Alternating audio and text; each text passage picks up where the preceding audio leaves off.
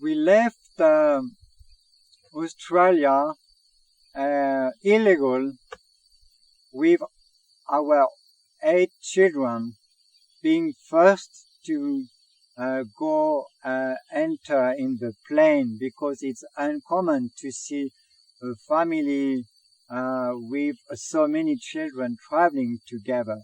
And it was a huge travel from Australia to New Zealand first, and then cross the whole oceans, all Pacific, to go to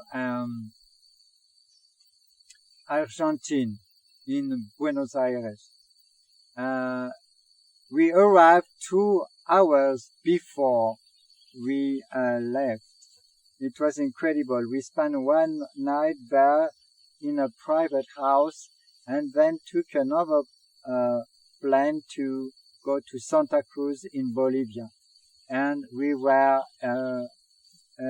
waited for, we had a resort, a tourist resort called the Bougainvillea Hostel, and in Bolivia, to be in a safe place with the family. And after that, we stayed, because it was austere. It was not the time to move, so we spent these weeks to adapt our organism to the new bio-clock.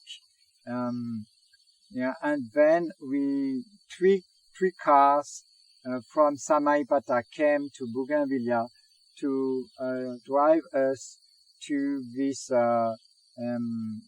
accommodation in Samaipata we find by internet, called La Bispera.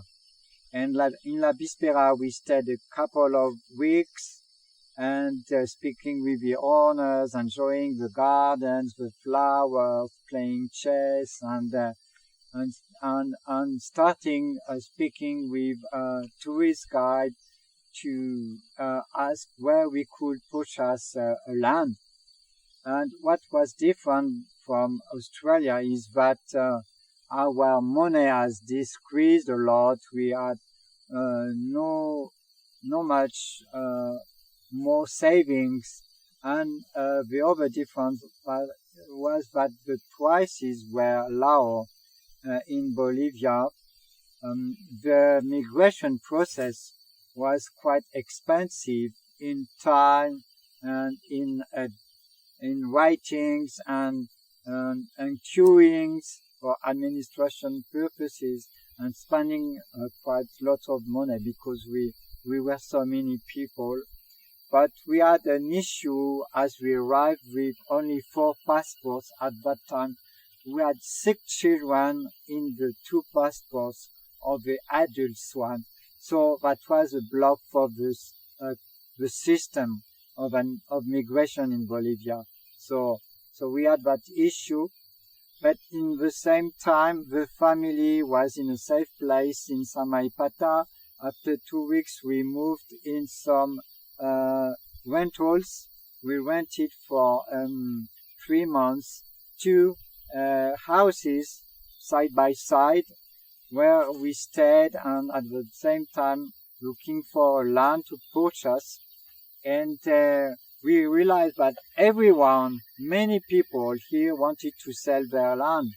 There was so many land available, so that we had first to decide where we want to live. And it's only what we did with my wife. We said, okay, we just look around and see in which area we want to live, and we choose a quite humid area and with lots of forest in Paredones, and we purchased only a small 1 hectare property by a river because we needed water. And this is where we arrived in September 2009 with the whole family, and we called the place Angelica.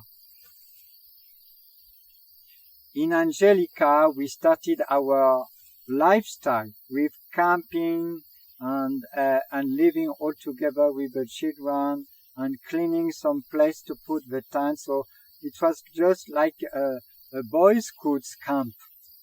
It was just like that. In New Caledonia also it has been like that. But here it was more because we were in our own land, so we were enjoying to be owners. And it was a great satisfaction. As said someone I remember in New Caledonia, even if you have just a small roof, but you are in your land, you feel free. So this is what was important to us, to feel free. So we had a land, but we still had this challenge of migration. It was something very stressful, but we were happy with the area we choose to live here in, and we've been living there for 12 years now and still enjoying the place. At the beginning, really beginning, we started nurseries to plant fruit trees. So we purchased fruit trees and planted many of them, and started some veggies too, and some equipments with the local timber we were funding, and also had enough money to have 2 buildings built with the help of some neighbors, so that we started really settling and organizing our life. But at the same time, for the elder children, started the desire to leave the family, and so it became the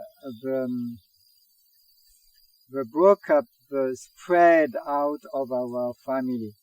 The children more and more, while growing, expressed the desire to have friends, like in schools, so that because we were living quite far from the village, we had to find solution for them to stay in the village, for the girls to be peer girls in families. And for the children, the elder one, he stayed with us, while the second one went in a refuge for animals. And my wife was pregnant again of the 9th child. We decided to make a video to share about our experience of natural birth. And we plan to hear a full department in the Bougainvillea hostel in Santa Cruz. This is what we did, but we went there the 12th of December, and the birth arrived only the 28th. So that when we passed over Christmas, the administration told us that the entire resort was here for end of year, so that we had to move. And the day of the birth, I sent my eldest son to the administration to tell them with a letter that the baby was born and we would move as soon as possible. But the reality is that the child is born at 2 p.m. So that we left the Bougainvillea hotel at 5 p.m. with the baby. The administration thought that the baby was born at the hospital, but in fact it's born in the hostel. And this day we moved to another one called the Gwembe, Biocentro Gwembe, where we were welcomed for a couple of days, but for the day of Eve, 31st of December, we had to go in camping in this resort, and we went back to rooms after the 1st of December. And we stayed 2 weeks in this Biocentro Gwembe resort to end the shootings of the natural birth documentary. This is what happened to us, and after that we went back to our property in Angelica in Paredones for the next month of the child, and to enjoy the time together. And the elder, Benoit, he loved Guembe, so that he expressed the desire to go back to Guembe as tourist guide. So that he started at 14 years old to become a volunteer as tourist guide in French, English, and more in Spanish. And this is what happened to the family.